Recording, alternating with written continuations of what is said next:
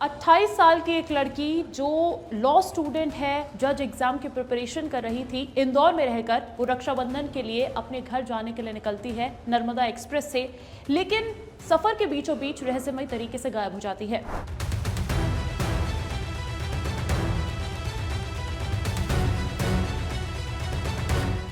अभी तक पुलिस के हाथ कोई ठोस सबूत नहीं लगा है।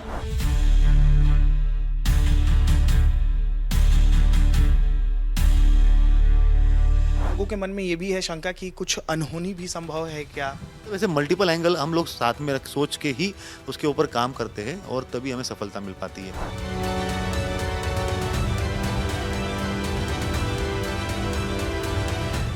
जल्दी हम लोग उसका पता लगा लेंगे, कुछ इनपुट्स है हमारे पास में, उस पर हम लोग काम कर रहे हैं। 28 साल की एक लड़की जो लॉ स्टूडेंट है, जज एग्जाम की प्रिपरेशन कर रही थी, इंदौर में रहकर वो रक्षाबंधन के लिए अपने घर जाने के लिए निकलती है नर्मदा एक्सप्रेस से, लेकिन सफर के बीचों बीच रहस्यमय तरीके से गायब हो जाती है। आपको बताते हैं अर्चना तिवारी की ये पूरी कहानी क्या है और उस पर अपडेट कहां तक पहुंची। नमस्कार, मेरा नाम है अंजलि और आप देख रहे हैं विस्तार डिजिटल।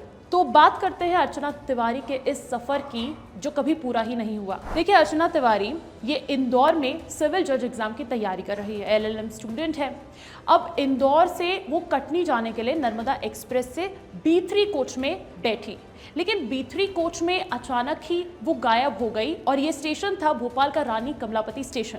हालांकि इसको लेकर अभी कुछ तथ्य या कुछ सबूत सामने नहीं आए हैं, लेकिन जो सहयात्री है उनका यही कहना है कि उन्होंने आखिरी बार अपनी को पैसेंजर अर्चना तिवारी को रानी कमलापति स्टेशन पर ही देखा था। हुआ ये कि एक सीसीटीवी फुटेज सामने आया। इस सीसीटीवी फुटेज में देखा जा रहा है कि अर्चना तिवारी अपने सत्कार गर्ल्स हॉस्टल जो कि इंदौर में है, उसकी लॉगबुक में एंट्री करके एक बैग अपने हाथ में लेके फोन चलाती हुई बाहर निकलती है। अच्छा, ये जो बैग आपको इस वीडियो में नजर आ रहा है, इस बैग को बरामद कर लिया गया है उमरिया में, परिजनों को सौंप दिया गया है, लेकिन उस बैग के साथ अर्चना तिवारी मौजूद नहीं थी और यही वजह है कि अब ये केस बहुत ज्यादा हाई प्रोफाइल बनता जा रहा है। हाँ, लेकिन अब जैसे जैसे सीसीटीवी खंगाले जा रहे हैं तो एक और नया सीसीटीवी फुटेज सामने आया है। ये है इंदौर में सत्कार गर्ल्स हॉस्टल के बाहर का सीसीटीवी फुटेज, जिसमें आप एक सफेद रंग की गाड़ी देख पा रहे होंगे। इस सफेद रंग की गाड़ी में अर्चना बैठती है। उस दौरान भी वो फोन पर किसी से बात कर रही थी, लेकिन उसके आगे क्या हुआ कोई नहीं जानता और यही वजह है कि एक और वीडियो अब सामने आ चुका है। ये वीडियो है इटारसी GRP थाने का, जहां पर अर्चना तिवारी के दो भाई GRP के साथ मिलकर सीसीटीवी खंगाल रहे हैं और स्टेशन के सीसीटीवी से पता लगाने की कोशिश कर रहे हैं कि कहीं तो उनकी बहन का सुराग मिल जाएगा। अभी तक पुलिस के हाथ कोई ठोस सबूत नहीं लगा है। हाँ, लेकिन पुलिस से जब बात की गई है तो ये जरूर पुलिस मान रही है कि अब सबूत मिलने लगे हैं, अब कुछ ऐसे बिंदु हैं जो सामने आने लगे हैं जिससे ये पूरा का पूरा मामला 1 से 2 दिन में सुलझा लिया जाएगा। देखिए, इसके लिए लगातार जो है कोशिश की जा रही है। पुलिस अलर्ट मोड पर है। पुलिस नर्मदा नदी से लेकर नर्मदापुरम और जो स्टेशन है रानी कमलापति के आसपास से, इनफैक्ट इंदौर से लेकर कटनी के बीच के सारे स्टेशन खंगाले जा रहे हैं कि कहीं तो कोई सुराग मिलेगा। अगर बात की जाए कॉल लॉग डिटेल्स की, तो ये भी पुलिस पता करने की कोशिश कर रही है कि आखिरी बार अर्चना तिवारी ने किन किन लोगों से बात की थी, ताकि CDR के बेसिस पर अब आगे की जांच पड़ताल हो सके और ये पता लगाया जा सके कि अर्चना के साथ कहीं कोई अनहोनी तो नहीं हुई।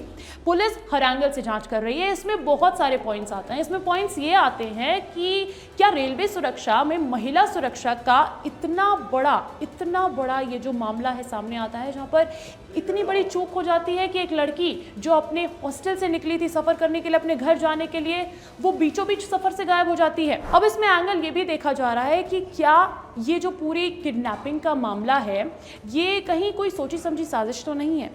और ये पुलिस के लिए अब अलग अलग बिंदु है, अलग अलग एंगल्स है। पुलिस से जब पूछा गया कि पुलिस को ये एंगल कौन सा इसमें नजर आ रहा है, तो पुलिस का ये कहना है कि इसमें अनहोनी भी हो सकती है।